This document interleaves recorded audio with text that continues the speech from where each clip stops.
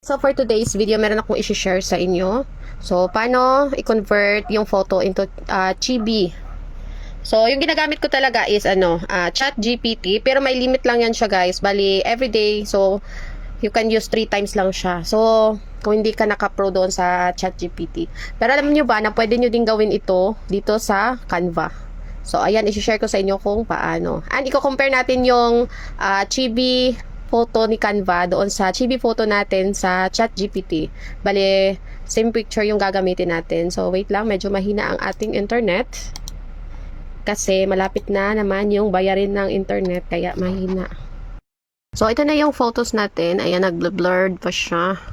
Ayan, yun na. So, i-click nito, guys. And lalabas itong Ask Canva. So, dito kayo magta-type. So, at Canva, change style. So, type natin dito. Please create a cute, i-save lang natin doon sa phone, sa ChatGPT. Chibi version of this photo and a full body. Tapos enter. Ayan, send nyo na. Para lang kayo nag-chat kay Canva. So, hintayin nyo lang, guys, na mag-loading siya. Baka medyo matagal ito. So, first time kong matry ito sa Canva, guys. Kasi usually, sa ChatGPT talaga ako. Kasi nakukutan ako doon sa outcome. And meron ako nakikita, yung iba, gamit nila is yung Canva. And maganda din naman yung version ni Canva. So, ngayon, tatry natin. And i-compare natin dito yung sa ChatGPT. So, nag-convert na din ako. Ganitong picture din sa ChatGPT. So, i-ano natin mamaya. Compare natin. So, hintayin na natin. Medyo matagal siya dahil mahina ang ating internet. Ayan, lumabas pa dito. Offline na tayo.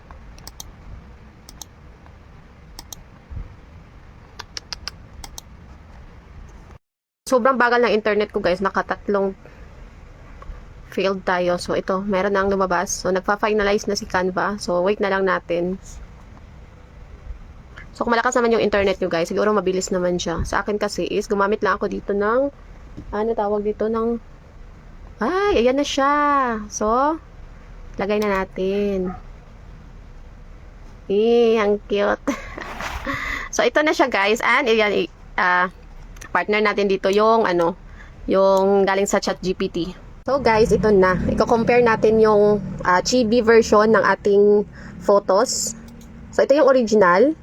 And ito yung sa Canva. So, ayan, kinonvert natin yung chibi gamit yung Canva. So, ito namang isa is gamit yung ChatGPT. So, tingnan nyo, guys, kung saan yung mas cute.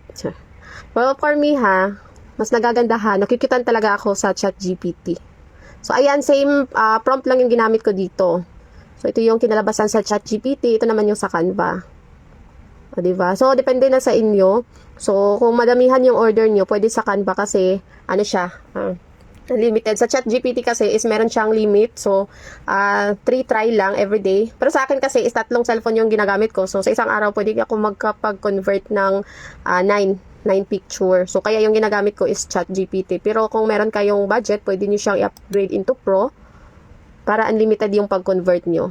So, ayan sa baba yung ChatGPT, guys. O, diba? Ang cute.